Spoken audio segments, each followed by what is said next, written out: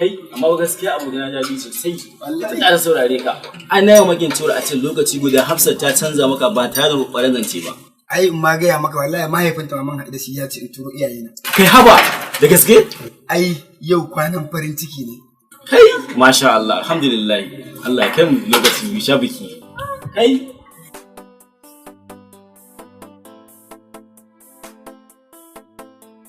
Malam za ka za mu zuba ido. Ina kallon wannan abin yana faruwa kuma. Insha Allah komai zai wuce karki damu nan ba da daɗewa ba za a samu fita akan wannan lamarin. To ya za ka ce mun ba matsala? Saboda ga ina ganin matsala tana ta faruwa. Za a samu sauƙin abin insha Allah ba da daɗewa. To shikenan. Malam ni dai yaron dama kawai nake ji.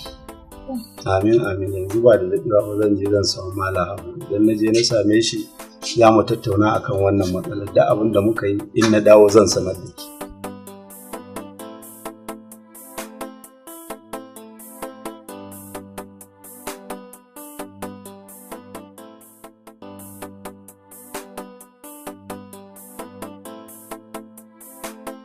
Abdul yau ba ku da exam ne? Yau muna da exam amma sai after masallaci. Kai! Kai sun tambaye ku mana. Muna jira. A haka dama mata suka lalace da yaudara yanzu haka? Kowa ka je yana kukan soyayya bai san hannunsa ba. Inda ka san hannunka ba za ka yi kukan soyayya ba. Kamar yaya kenan? Gaba ɗayan ku yau ina gayyata ku kofar gidan su Maryam domin ku zo ku ga yadda ake ririta soyayya. Allah ya kai mu. Allah ya kai mu. To Allah ya kai mu. Amin.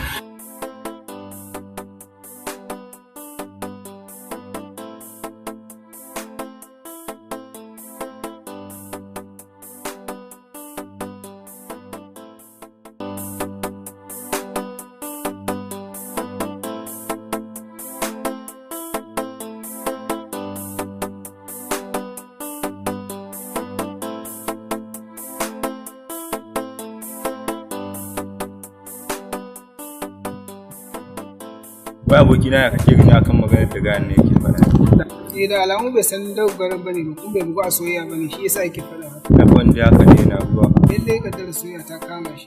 Muna ga Bello Habu ya mai bayani. Na ga bakin sa dai shi yasa yake faɗa mai wannan magana.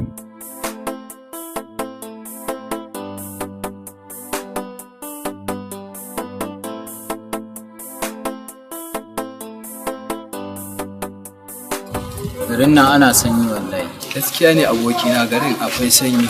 Sanyin ne ya fara damu. Kuma sanyin ma ba irin mai takurawa mutum din nan bane haka sosai. To, mu kusa fara exam ne? A'a ba mu kusa fara exam ba. Da yaushe? Daga sai mako mai zuwa. Ka san mutumin ka wajiga shi kuwa? Allah ko? Wallahi ka tsorata shi. Allah ko? Isa ne ke so an ji wannan ka ba su mamaki. Bari Allah ya kai mu anjiman zan ba su mamaki sosai. Allah mutum ne. Allah kuwa. Ka san wani abu? A'a sai ka faɗa. Kar mu bi ta hanyar da suka bi. A'a mu bi ta hanyar da suka bi kawai. Yake to shikenan. A gaskiya yanzu ne na san nayi da shi. A baya na sha wahalar shi yanzu kuwa ƙarshen ta ne. Allah ina alfahari da samun ki a matsayin wacce ta ke ce a kodayaushe tunanin ki shi ne abin da ke faranta zuciya. Duk abin da nake idan na ga kiran mai na kan tsinke miki saboda na san cewa zan ji alkai.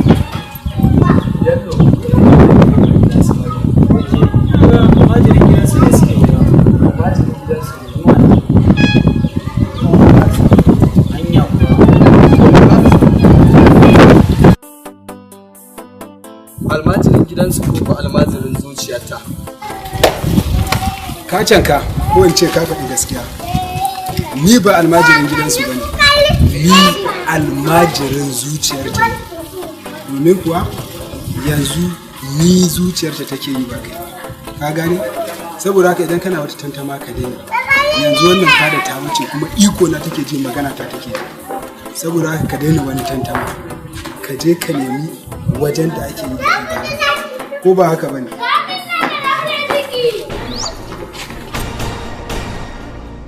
Inna lillahi wa inna ilaihi raji'un. Kai ga kin san me shiga gida?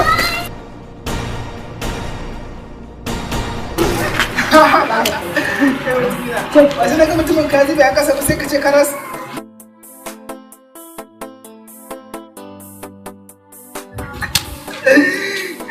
ya wuri ba a cewa kuma wallahi ai ma tana ga maka ko yaudara sai ka bari kawai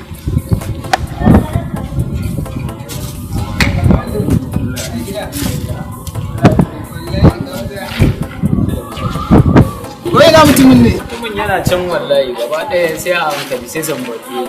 to ya jikin nasa A jiki da sauki amma dai gaskiya sai a babu shakka na ɗauke da su na tabbatar da haka. Masha Allah. Gaskiya yanzu na ji daɗi da ka fahimta. To shin yanzu yana ina? A can sai zambatu yake. Sai a hannun Allah. Allah sarki wallahi ya bani tausayi Gaskiya na koka gaba ɗaya yanzu matan ba su da. Na suke da amanan kuwa. Mahmud, Na? dan zo ka dinga rike min kayan yanzu ki min sauki. Ke? Sannan aiki ba. Yawwa. Waɗannan kaya ka ce kake a kamfanin. Gaskiya a gaishe ka. A gaishe mu dai ko? Ni na tuna ma fakin mun laifi ba. To, laifi kuma. Laifin mai. Ashe dama Abba ya baki damun Habibu ya rinka zuwa wajen ki amma ni bani da labari sai a wajen mafanin. Yanzu Mahmud ban da abinka.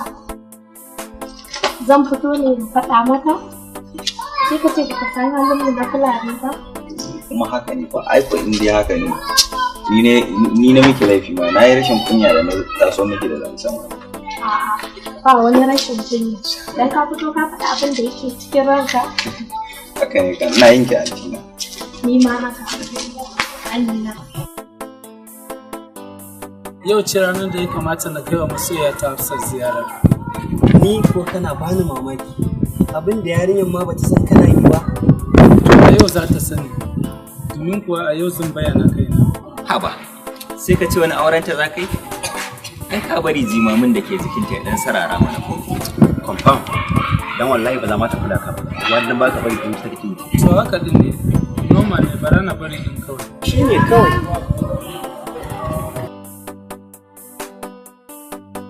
Ki san wani abu kuwa? Wallahi na ƙaguna da kyakkyawan sakamako daga gurin bawa. Kawai a wace wurin. Haka ne. Gaskiya dai ina ganin na fika matsuwa da zuwan wannan lokaci. Hanya kuwa?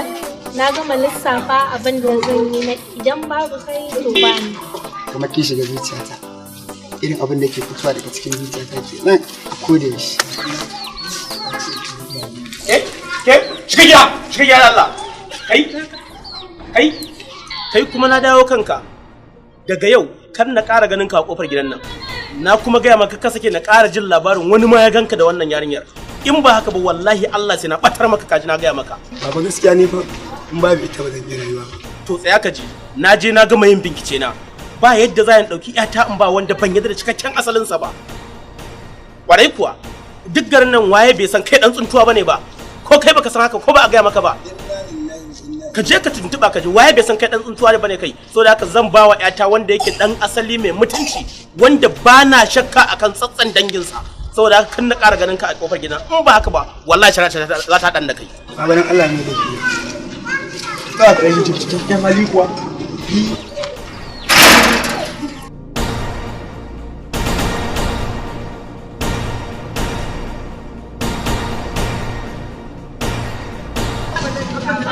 Cikakken asali?